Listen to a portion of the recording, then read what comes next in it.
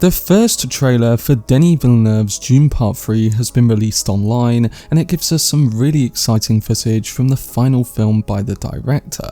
The trailer focuses on some of the iconic moments from the Dune Messiah book it's adapting, giving us stunning imagery and reveals of new characters. So in this video, I'm going to be giving you my reaction and breakdown for the Dune Part 3 trailer, discussing why it looks like a perfect conclusion to Villeneuve's Dune trilogy. The trailer will be linked in the pinned comment of this video if you haven't seen it already. Before I get into my breakdown of the trailer though, if you want to keep up to date on any of my content surrounding Dune Part 3, then don't forget to support this upload by giving it a like rating and subscribing to the channel. But without further ado, let's dive into the first trailer for Dune Part 3. So the Dune Part 3 trailer feels like director Denis Villeneuve doubling down on the operatic scale and tragic inevitability that's been building since the first film. From the opening frames, there's a sense that the universe has grown darker, heavier and more mythic, as Paul Atreides is no longer the hesitant heir or even the rising messiah, as he's the emperor caught between destiny and catastrophe. During the event where they screened the trailer, Denis revealed that the movie is set 17 years after the events of Part 2. And if you've read the Dune Messiah book, you'll know that Herbert's novel is set 12 years after. So Denis has altered that slightly, and it makes sense when you think about some of the elements like Paul's sister Alia Atreides not being born at the end of Part 2. But anyway, with that outlined, the official trailer opens with footage that acts as a continuation of the last film's ending. The last time we saw Zendaya's Chani, she was storming out into the deep desert, furious over Paul's choices, and especially his decision to marry Princess Irulan for political advantage. But the trailer starts with the couple reunited and talking about naming their children. They mention naming their daughter Ganima after the strength of her mother, and their son Leto after the wisdom of Paul's father. This scene is presumably set not long after the ending of Part 2, and as we already know, their children will factor into the main story in some capacity, as Nakoa Wolf Momoa and Ida Brooke were cast to play an older Leto and Ganima. I think their involvement will mainly be a flash forward or one particular scene towards the end of the film, but we don't have any extended details about that yet. We also have no suggestion of how Paul and Chani get back together, but it must be relatively early in the story. The reason I say this is because in between this scene, we get footage of Paul shaving his head and the Holy War starting. Paul's hair isn't cut in a lot of footage from the Jihad, so I think what we could be seeing here is a structural change for the adaptation. Essentially, I think the film might be jumping back and forth between the Holy War and 17 years after with the main events of Dune Messiah's story.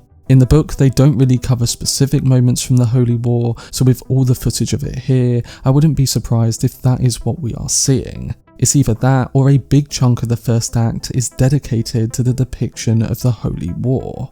That Jihad footage includes Paul walking through the wreckage of a battle that he and his Fremen won on an undisclosed planet. Then there's several shots of the destruction that he and his warriors leave in their battle against the Great Houses. And then there's even a shot of Javier Bardem Stilgar leading the Fremen into battle and killing anyone who stands against their Lisan al-Gaib. Furthermore, we also get another moment that looks to be set in the past, and it takes place between Paul and his mother, the Lady Jessica. He says to her, "The more I fight, the more enemies fight back." In the Messiah book, Lady Jessica isn't really present, but it mentions that she is situated on the Atreides' home planet of Caladan. Actress Rebecca Ferguson said recently that she is only in 1 to 2 scenes of the film. So while she still isn't in much of Dune Part 3, she will be present. And this seems to be one of those moments set deep in the past, soon after the ending of Dune Part 2, where Paul will go and seek her advice on Caladan surrounding the Holy War. With Paul mentioning his enemies in the exchange with Jessica, this is where the trailer shifts to give us our first look at Robert Pattinson's Scytale and Florence Pugh's Princess Irulan. Now, in the book, there's the iconic conspirators meeting moment between Scytale, Edric, Irulan, and Reverend Mother Helen Mohiam. During that moment in the book, the galaxy's most powerful factions, each with their own grudges and agendas, work to dethrone Paul Atreides as he has become too dominant to challenge alone. Scytale, the Tleilaxu face dancer, is the true instigator of this, a shapeshifting operative who brings a level of cunning and moral flexibility that the others can't match. And they end up setting a plan in motion using Edric, the guild navigator whose limited foresight becomes the shield that hides the conspiracy from Paul's vision.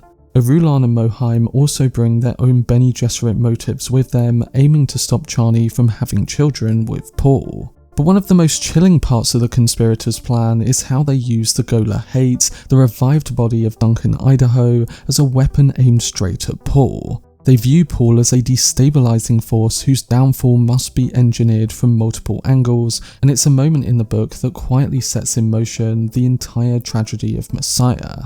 When it comes to the footage we get in the trailer, the shot that I was talking about of Scytale with that object in the background is either Edric's chamber or the coffin that they bring Duncan Idaho's Gola in. If it's the former, then this is the conspirators meeting, but if it's the latter, then I think it's actually the moment where Scytale delivers the Gola of Duncan Idaho to Paul. After watching it multiple times, I'm not 100% sure on which one I'm leaning towards, but if I had to guess right now, then I'd probably say that this is the moment where Scytale gifts Hayt to Paul.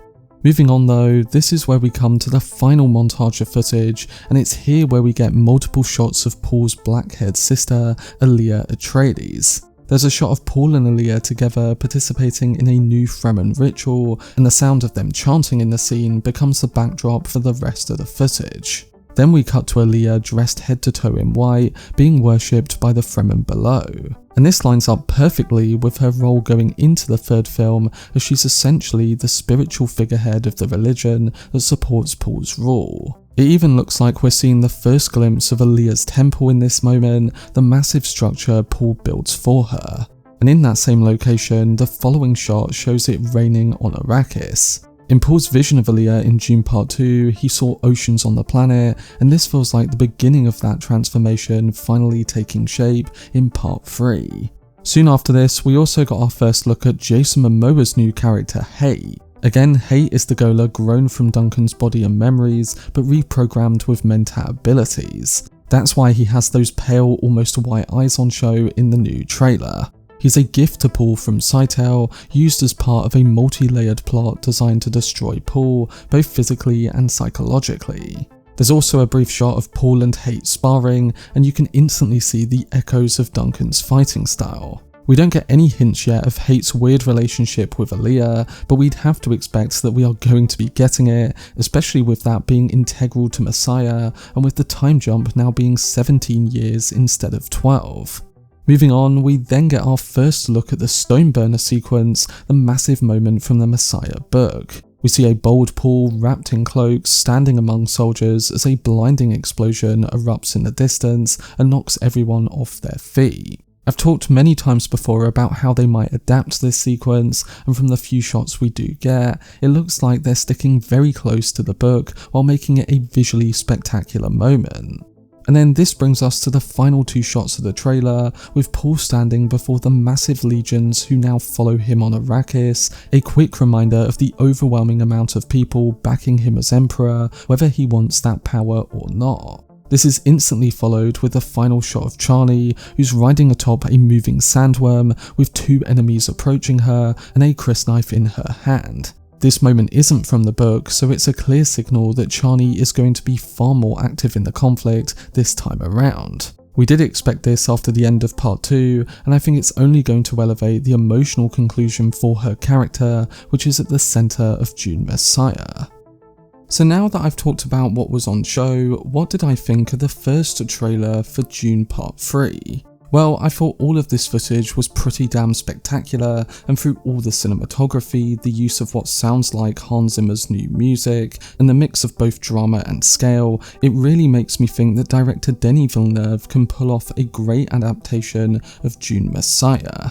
You already know that in multiple videos on the second book, I have expressed that I think Messiah is a heavily underrated story, and prior to this trailer, I was anticipating this adaptation even more so than the first two films. I also said before that it would be interesting and challenging to see whether this adaptation would focus on more of the thriller aspects of the Messiah book and less action, or whether Denis would integrate a lot more action to make this feel like an epic conclusion. Well, it looks like he is going for a balanced approach, one that does have a lot more action and scale with additional sequences, but one that retains all the tension and drama of the Messiah storyline. I think that this is probably the right way of approaching this story, and it does feel like they have managed to get the tone of it spot on. Furthermore, it was amazing to see how some of the sequences and characters from Messiah are being brought to life, like the visual flashes of the jihad and even the Stoneburner sequence, the Scytale scenes, the Alia speech, and all of Paul's grief following the Holy War. Throughout a lot of the trailer, there's definitely a darker tone at play, and Timothée Chalamet's presence feels heavier and more internalized, with the trailer framing him as a man caught between destiny and consequence, aligning beautifully with the more introspective tone of Dune Messiah. The trailer focuses on the philosophical themes of the story, and with Messiah being about the danger of putting our faith in leaders, you can feel that Villeneuve is leaning into that critique even more. Paul's empire is not being portrayed as triumphant, it's being portrayed as fragile, contested, and morally ambiguous. And the trailer's tone and visual reflections to stuff we saw in the previous films reflects that tragic inevitability. Denis did say during the trailer launch event that while Part 2 was a war film in his eyes, Part 3 is a thriller. He said that they set out to make a completely different film, and that extends to all the visuals with the new cinematographer, the music, and the storytelling.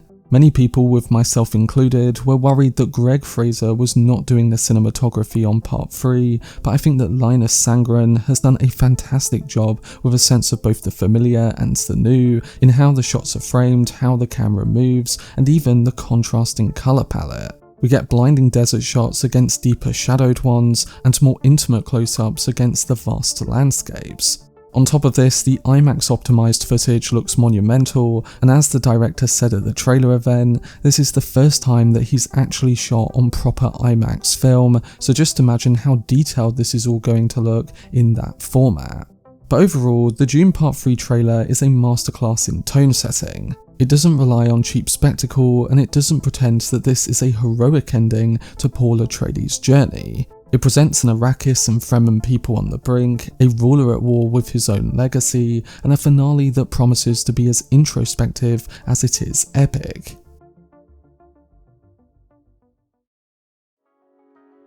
But that was my video discussing my thoughts and breaking down the official trailer for Denis Villeneuve's Dune Part 3. If you've already seen the teaser, let me know down below in the comments section what you thought of the first footage, alongside whether it gets you even more excited for what's in store.